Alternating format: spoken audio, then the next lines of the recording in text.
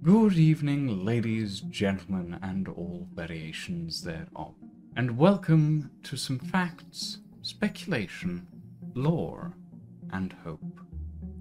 Today we are discussing Nightingale, an upcoming shared world survival crafting game set in a gas lamp fantasy.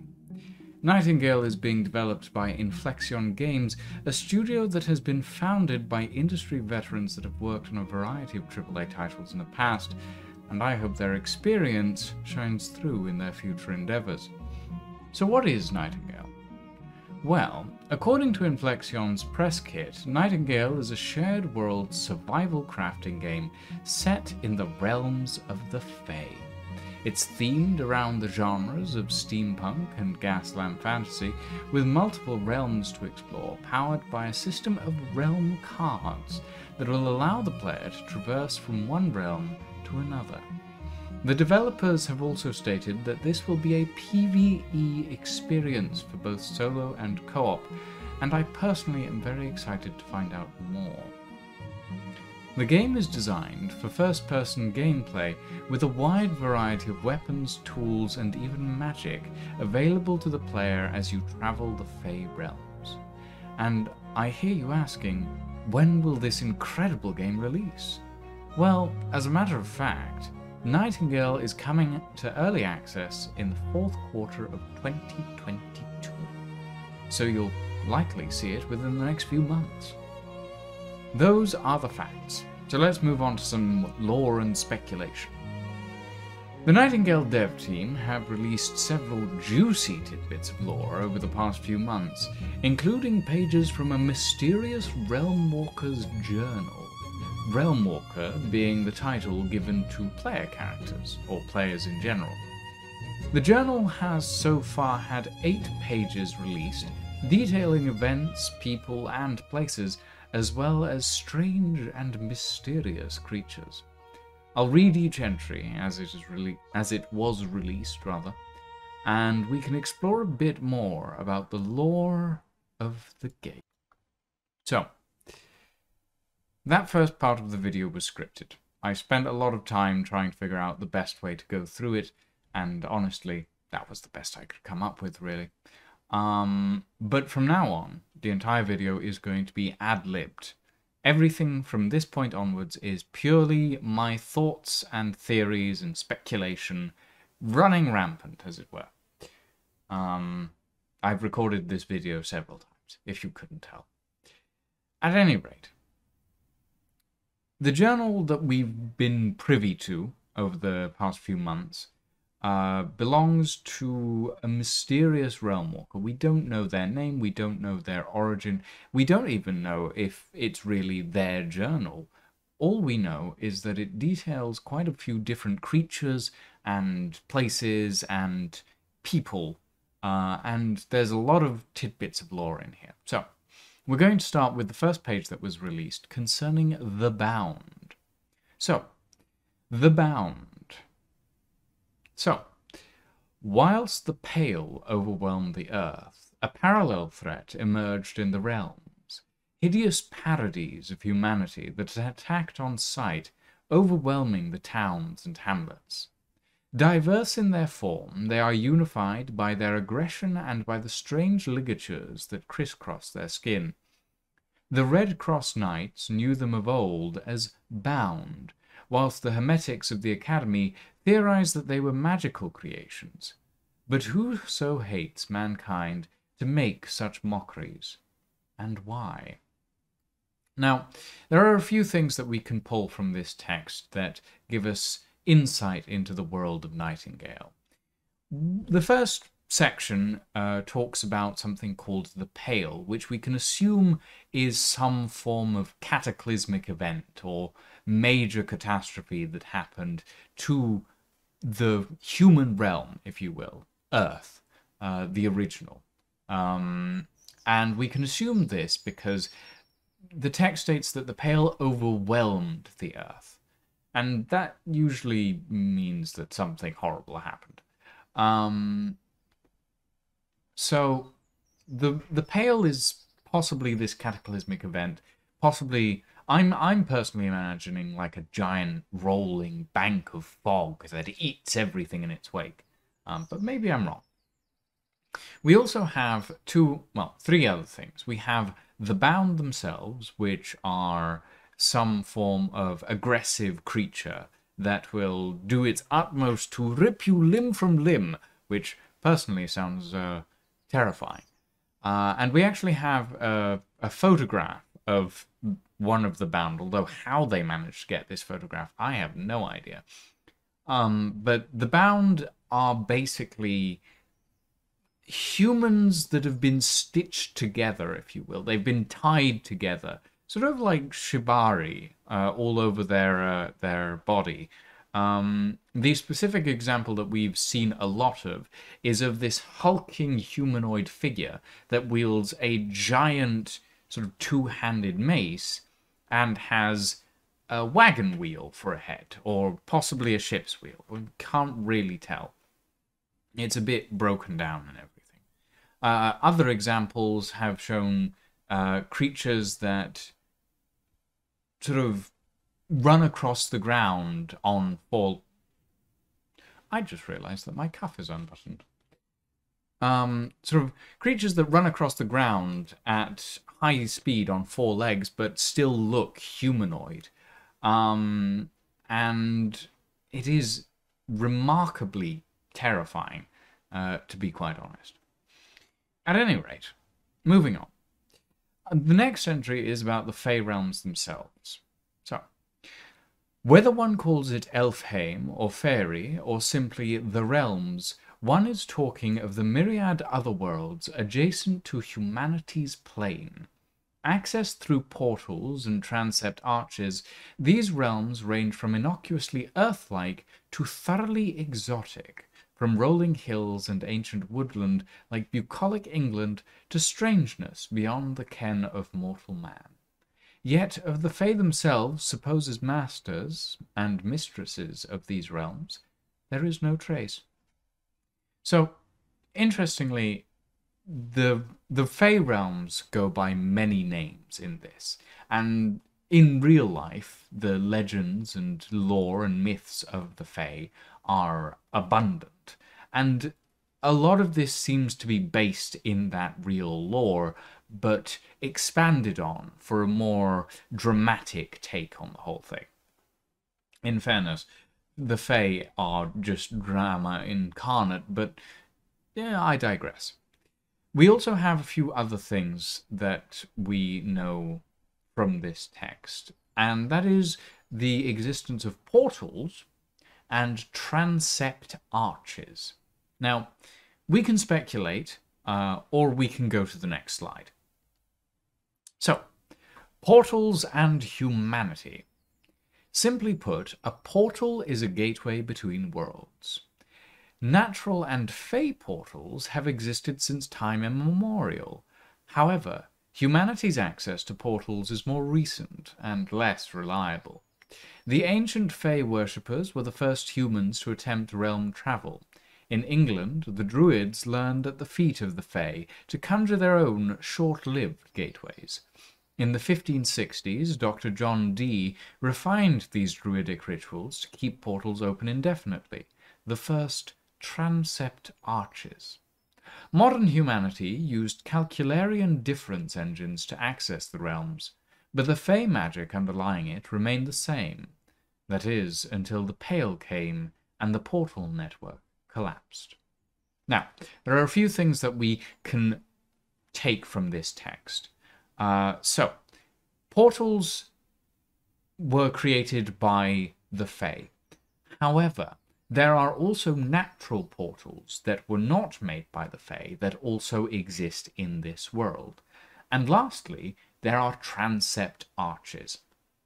And transept arches are man-made portals. They are designed by humans. They are designed by humans using what is known in this world as a calcularian difference engine, which I love the title of. It's absolutely fantastic, but it's basically a computer. It's based on the difference engines, and the difference engines were the original computer back in the day, as it were. And it is, all of this is fantastically steampunk and gas lamp fantasy. It's absolutely loving it, loving it. Anyway, I should probably move on. I don't want to keep you guys too much. Anyway, next up we have a creature, and there are quite a few different creatures that have been described in the lore of Nightingale. And this one is a particular favourite so far, the Bandersnatch. Now, Nightingale takes a lot of inspiration from books like Alice in Wonderland and other texts that deal in otherworldly travels and incredible adventures. And Alice in Wonderland is quite incredible in a lot of ways, and they've managed to incorporate a very interesting creature. So, the Bandersnatch. She runs so fearfully quick, you might as well try to catch a Bandersnatch. It is a rare creature indeed, that has no parallels in earthly mythology. Yet the Bandersnatch's giant rat tail, its vestigial wing, forelimbs, the bifurcated mouth, the unseeing eyes, the reptilian legs, it is far beyond the imaginings of anyone but Hieronymus Bosch. The Bandersnatch lives in the dark corners of the realms, moving horribly between the shadows. The creatures hunt in packs, coordinating and navigating through echolocation. A realm walker of sensitive hearing might well pick up their lupine, bat-like shrieks before an attack begins. So, this gives us some interesting ideas about what this creature looks like. And we have a picture of it, but it's not a very clear picture. It's mostly silhouette. So we know that it looks somewhat raptor-like. But it has large ears and a long tail with what looks like a sharp point at the end. We know that they have possibly wolf or maybe some form of dinosaur ancestry, possibly, but at the same time it could be something completely original to the Fey realms. We know that they echolocate, but it's also possible that they have a very good sense of smell. I don't know. Speculation, again. The next page, page 5, that has been released so far, is a page on the Fae. 200 years have passed since we last saw a Fae, yet still the tales persist, of elegant, fickle, cruel beings, some allies, some masters, who disappeared overnight, leaving their empty realms behind. What do we truly know? That they are graceful, eloquent, and utterly individual, that their courts are enchanted, deadly places, that whilst humans struggle with the simplest magic, the Fae find it as natural as breathing. The Druids pray that Oberon or his kin return to aid us, whilst the Calcularia feared their meddling brought this disaster upon us. As always, the truth is likely to be found somewhere in between. So, 3 things can be taken from this. The Fae disappeared over 200 years ago, or at the very least 200 years ago. But their courts still exist, and they are dangerous. It's possible that the courts might be some form of dungeon that we can explore, or maybe a point of interest in various realms. Now, the courts of the Fae, traditionally you have the autumn court, the winter court, the summer court, and the spring court. And you have these various courts that appear and disappear throughout the seasons. That's how traditionally the Fae are sort of shown in mythology. But you could also have a lot of different ones out there. So it's possible that we could end up with the court of, oh, I don't know, raspberries. Just throwing out there. Don't shout at me in the comments. It's an idea. Court of raspberries. Why not? I can go to a court of raspberries. That's pretty tempting, actually. Anyway, we also have 3 other things. We have the knowledge that Oberon is a central part of the lore of Nightingale, Oberon is colloquially known as the King of the Fae. Not quite correct, but that's the basics of it. And then we have two factions, two possible in-game factions that we could learn about. The Druids and the Calcularia. Now these come in as the second pair of factions that we've heard about. In the first page that we saw, we had the Red Cross Knights and the Hermetics of the Academy. Now, these four factions are possibly factions that you will be able to meet in-game. I would be very interested. It is also possible that these are factions that you can represent in-game and get specific style items from in-game.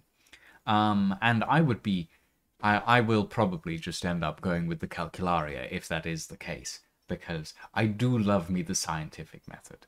The Druids are obviously very natural. The Red Cross Knights are probably something more religious, something more Templar style. And the Hermetics of the Academy are probably very much researchers and librarians. But the Calcularia sound like scientists. They sound like people who run headlong into danger because they want to find out what that danger is and they want to know how it tastes. Don't question it. I've met a lot of geologists who like to lick rocks. But anyway, moving on. Now we have the Eoten. Now the Eoten are... well, I'll read the entry and then we'll discuss. Tale tells that a realm does not always sit by whilst humanity pillages. Compelled to defense, realm spirits incarnate and use their power to seduce, distract, frustrate, or even kill any exploiters. One example, the tree-bound spirit, ranges wildly in the tales, from the tiny Spriggan and man-sized Hamadryad to the great green men, or Eoten, who can top the tallest tree. Though myth says that Eoten can be manlike, they are mostly encountered as a tree among trees. Should a would-be woodcutter strike their bark, they arise with a dolorous, relentless strength to crush the interloper. Now, these are obviously the Nightingale equivalent of an Ent, a tree person, an Ent or a Dryad, a spirit that inhabits nature to protect it. Lorax-like, if you will, but a little more violent. I am very interested to see how this shows up. And we actually have footage of what an Ent might look like, an Eoten might look like in-game, and it looks incredible. On page 7, we have the Skyfallers. In recent times, science has attributed Earth's great buried bones to ancient lizards, yet the simpler explanation is that they are the remains of Grendels and Skyfallers, that is, giants. Skyfallers are mountain-high wanderers, the largest of their kind, almost always alone and peaceful, if rapacious. Scientific opinion on their origin is divided. Dame Micawber claims they are products of fey sorcery. Madame Sklodowska thinks them swift Brobdingnanen. I'll be honest, that word has stumped me several times. Thinks them Swift's Brobdingnagian kingdom, now scattered. And Professor Huxley says they are simply humans, adapted to the realm. Certainly the realms would be a rich setting for human evolution, yet these giants loom over even our tallest trees. Surely it would take thousands of years for humans to reach such heights through mere evolution. It's a good question. We know that over time humanity has in fact grown. It used to be that the average height was around 4'5", and nowadays the average height is around 5'6". So we know that our height has increased as time has gone by. The size of our heads has increased. Our brain capacity has increased. But it would probably take millennia for humanity to get to the height of a Skyfaller, considering the size of them. So it's very possible that they are possibly fey sorcery or some other form of creature that has evolved over time to become this massive, massive behemoth. We also have a few references to scientists and... Sorry, itchy nose. Scientists and other members of this sort of world. We have Dame Micawber, Madame Sklodowska.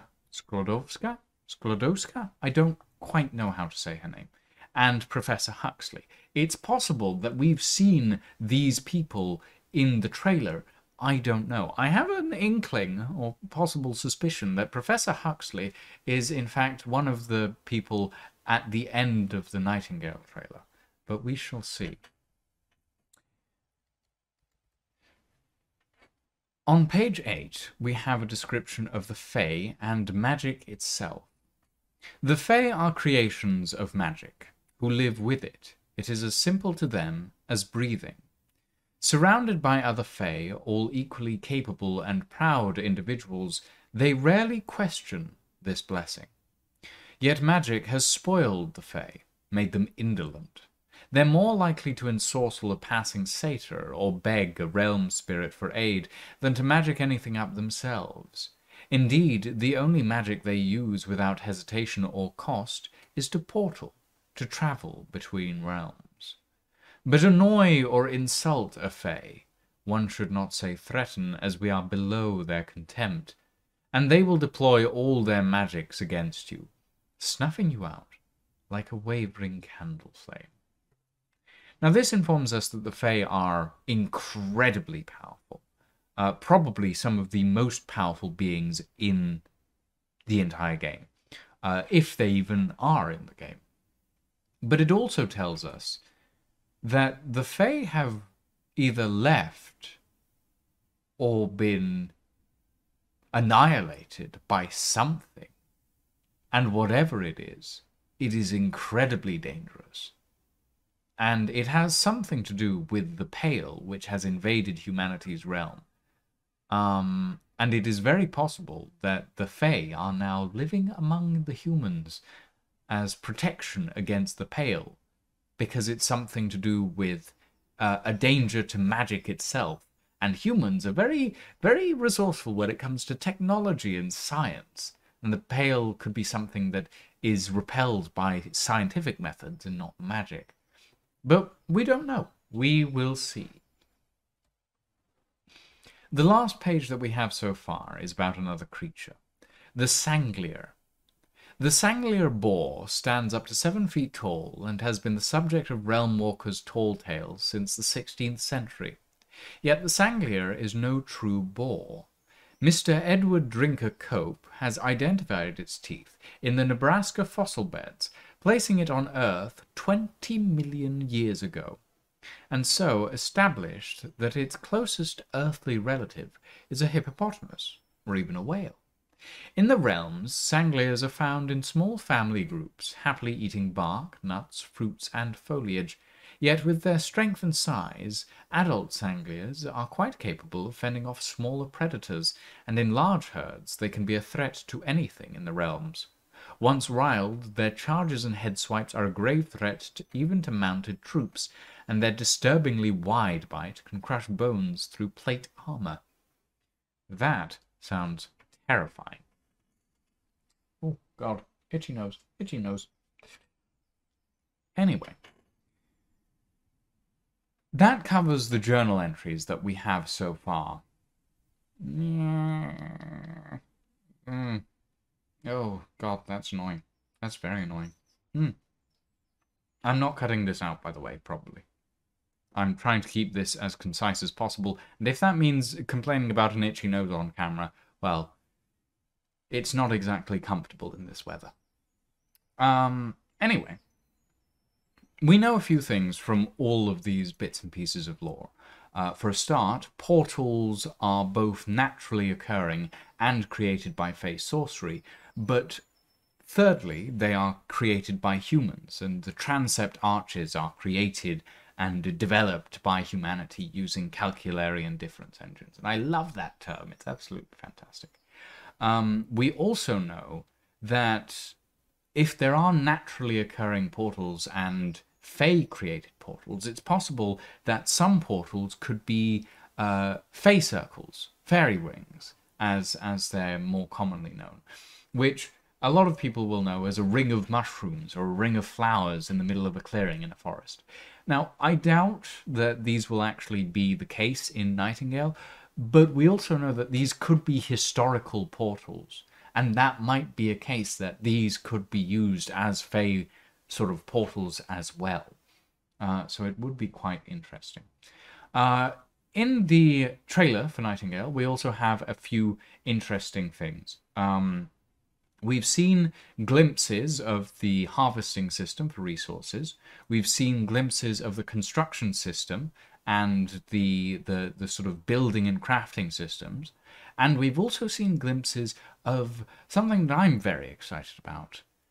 Airships. I do love me a good airship. Yes.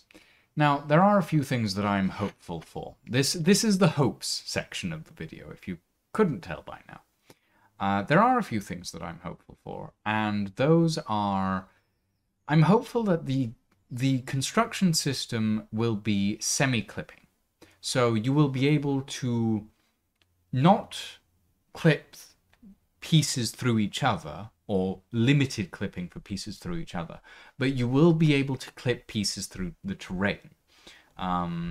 Atlas has a reputation for being annoying to build around terrain, and I'm hoping that Nightingale, which is by different devs, by the way, it's not by the same devs, I thank goodness for that, I'm hoping that Nightingale has a better system, because it has sort of pre-built pieces, as far as I can tell. But if it gives us the ability to actually just build into the ground, or like have giant towers that wrap round the cliff face or something, I would love that. And I'm quite hopeful for this this build system. This entire game is being done by a variety of industry veterans and newcomers, so there is a lot of experience and a lot of ambition going into it, so I'm very excited. Additionally, we also have a large amount of sort of visual evidence. Well, I say a large amount. It's not a very large amount, but there is an amount of visual evidence that there are airships in the game. We have screenshots, we have concept art, and we have seen them in the trailer. There are airships. Now, whatever they do, I'm not particularly fussed, but there are a few things that I hope they do. To start with, I hope that they act as transport. I hope that you will be able to board them and fly them somewhere. I hope that you'll be able to pilot them, because that would be fantastic. But my biggest hope is that you will be able to use them as a mobile base system. You will be able to pack up a bunch of stuff, cram it into an airship, maybe fly it through a giant sky portal or something, and get to another realm that way. Or perhaps you'll have a realm card reader on the airship that you can generate a portal around it to sail it through. Or maybe it's just a way to transport materials from one place to another and it's completely automated. I don't particularly mind, but if you do have the ability to actually fly an airship and make it into a mobile base, I would love it. Anyway, I think that covers everything for today, ladies and gentlemen. I have gone a little bit over time on my recording, and I'm fairly sure my camera has cut out by now. But for now, ladies and gentlemen, thank you very much for listening. Thank you very much for watching, and I shall hope to have some more information on Nightingale for you very soon. Have a very good evening, everyone, and we'll see you next time.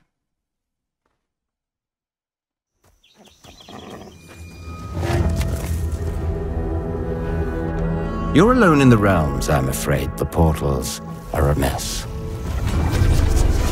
Not even sure if Nightingale made it. Given how fragile you humans are, I'd say that staying fed, dry, and rested should be your priority. If the portal arch is inactive, you'll need to make realm cards from rare resources. Once you have realm cards, you can activate the portal. Beware though. Foul things lurk in the interrealmic void, waiting to get in. Be ready with your axe pick.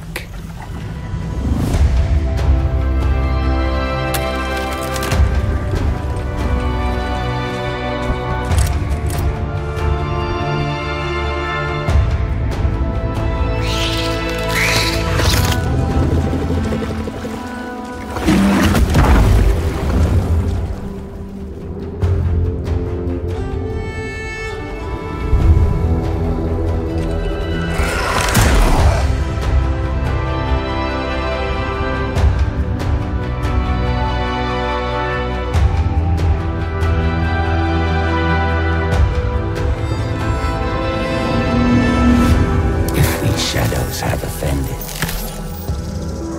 Think but this, and all is mended.